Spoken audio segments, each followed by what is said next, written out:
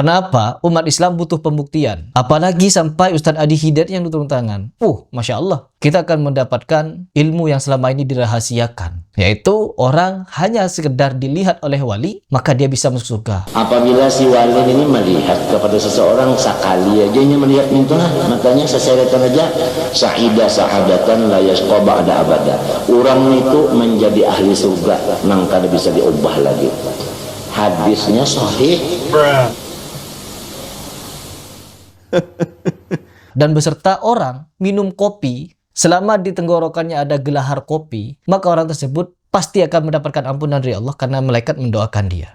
Minum kopi selama rasa atau bau kopi masih ada di rongga seseorang, maka malaikat semuanya mintakan kepada Allah supaya dosa orang itu diampuni oleh Allah Subhanahu wa taala. Jadi kepada anak-anakku yang sudah mengambil ijazah bersalaman dan tasbih, hendaklah jangan pernah minum kopi sehari semalaman walau sedikit barang minum kopi. Nah, selama kopi itu masih ada di dalam rongga kita, baunya, bekasnya itu, malaikat mintakan ampun segala dosa kita.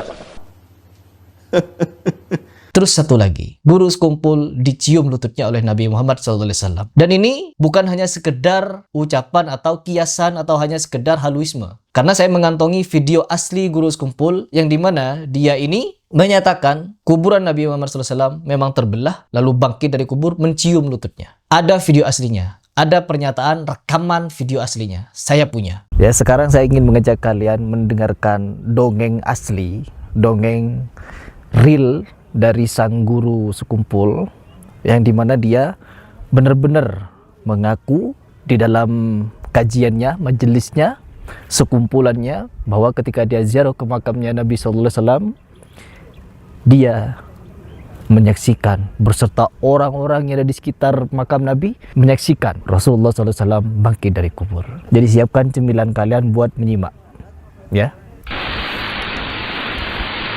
Masuk ke dalam masjid mulai babus salam menuju rawdah.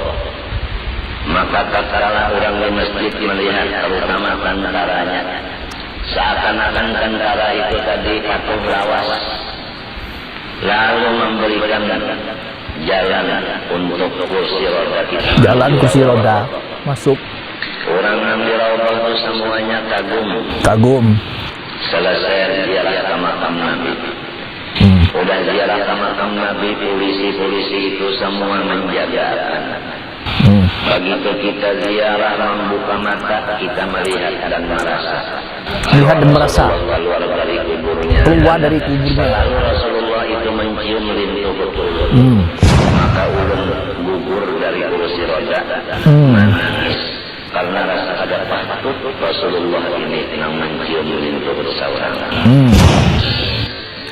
Karena rasa ada patut Rasulullah ini yang mencium lintu seseorang.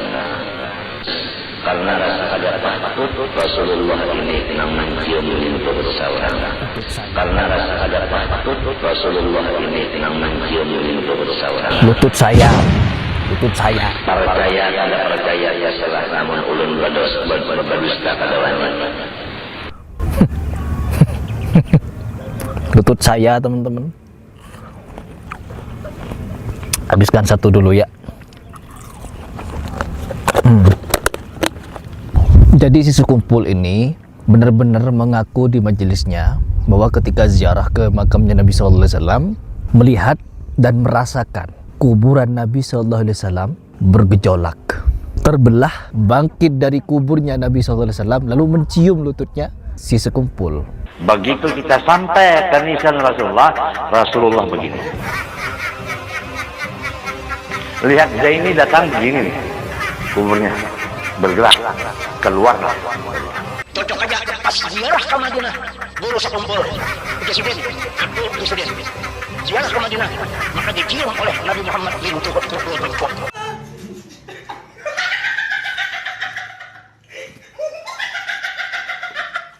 Konyol. Cerita seperti ini memang patut untuk ditertawakan, patut untuk dipertanggungjawabkan secara ilmiah, bahwa orang-orang yang sejatinya berbicara tentang keramat-keramat semacam halu ini perlu untuk diadili, teman-teman. Tapi mau diadili bagaimana, orangnya sudah meninggal. Jadi yang perlu kita edukasikan apa? Bahwa meyakinkan kepada umat seperti ini adalah khurafat. Hal seperti adalah penistaan terhadap Nabi. Dan ini bukan satu-satunya.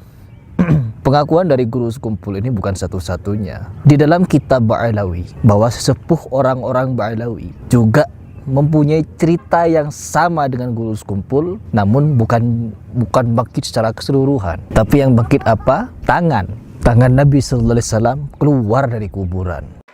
Kalau dulu Imam Ahmad Rifai ketika dia ziarah ke makam Rasulullah sallallahu alaihi wasallam disaksikan dengan 12.000 orang rombongan beliau, lantas di hadapan pusara Nabi Muhammad dia berkata, fi halatil bu'di ruhi kuntu ursilha tudabilul arda ani fahiya naibati hadaulatul ashbah qad hadarat famdud yaminaka kay tahdha biha syafati. Dulu waktu saya jauh di kampung saya, tiap hari saya hanya mengirim ruh cinta saya kepada engkau, mencium tanah ini. Sekarang jasad sudah hadir, berjumpa dengan jasad, ulurkan tanganmu agar bisa aku cium langsung. Maka itu 12.000 orang menyaksikan tangan keluar dari kuburannya Rasulullah dicium oleh Imam Ahmad Rifai radhiyallahu anhu warḍah, dengan disaksikan 12.000 orang yang hadir radhiyallahu anhum ajma'in. Mereka antara mereka dengan Rasulullah enggak ada hijab. Perhatikan baik-baik. Bagaimana cara mereka ini melakukan tipu daya kepada umat, penipuan kepada umat, yang dimana mereka hanya didasari dengan dongeng, cerita halu, takhayul, khurafat. Perhatikan bagaimana Nabi Muhammad SAW ketika meninggal. Abu Bakar, Umar, Utsman, Ali, Bilal bin Rabah rindu kepada Nabi, bahkan anaknya Fatimah sampai sakit-sakitan di dalam kerinduannya kepada Nabi SAW. Tapi tidak ada itu cerita bahwa Nabi SAW keluar dari kuburan menemui Fatimah, mengobati rindunya Fatimah. Tidak ada. Konflik terjadi di antara para sahabat, Muawiyah dengan Ali, Aisyah dengan Ali, bahkan terus perang saudara terjadi. Kenapa Nabi SAW tidak bangkit dari kuburnya untuk menyelesaikan, melerai pertikaian itu? Malah ujuk-ujuk bangkit dari kuburan hanya untuk mencium lututnya si sekumpul ini.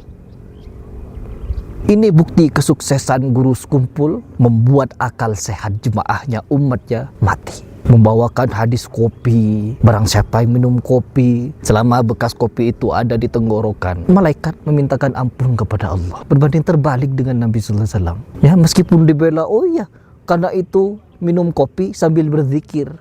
Di zaman Nabi sallallahu alaihi wasallam tidak ada kopi memang, tapi ada kurma. Kenapa tidak ada dalil? Selama di mulut orang yang berzikir kepada Allah sambil makan kurma, rasa kurma di mulutnya masih ada, di tenggorokannya masih ada kurma, malaikat mintakan ampun. Sambil berzikir, sama kan? Kalau kuncinya bukan di kopi, tapi di zikir, berarti bukan cuma kopi. Kalau mau palsu, memang orang ini sengaja bikin hadis palsu. Jadi hadis palsu itu ya, salah satunya kalau bertentangan dengan akal sehat, itu pasti palsu itu.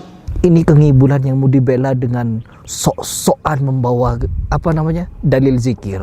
Terus dia mengatakan juga bahwa wali-wali ini ya, ketika dia melihat orang dan orang melihat dia, maka yang dilihat oleh wali ini masuk surga. Itu pasti palsu itu. Nabi sallallahu alaihi wasallam melihat Abu Thalib, melihat orang-orang, melihat sahabat. Tapi ada juga sahabat yang masuk neraka ketika berperang dengan Nabi sallallahu alaihi wasallam. Ini kisah yang selalu saya ulang-ulang untuk menjadi referensi, untuk menjadi tolak ukur. Ketika Nabi sallallahu alaihi wasallam berperang, salah satu sahabat tertancap anak panah, meninggal, diklaim syahid oleh sahabat yang lain, tapi Nabi sallallahu alaihi wasallam mengklaim dia masuk neraka. Apa alasannya? Karena dia mengambil harta ghanimah secara diam-diam. Hanya perkara ghanimah, orang yang ikut perang dengan Nabi masuk neraka. Lalu bagaimana dengan orang-orang yang berlumuran maksiat, dilihat sekumpul masuk surga, dilihat Umar bin Hafiz masuk surga, karena kan diakui wali oleh kalian. Inilah kesuksesan dari sufi, membuat akal sehat mati.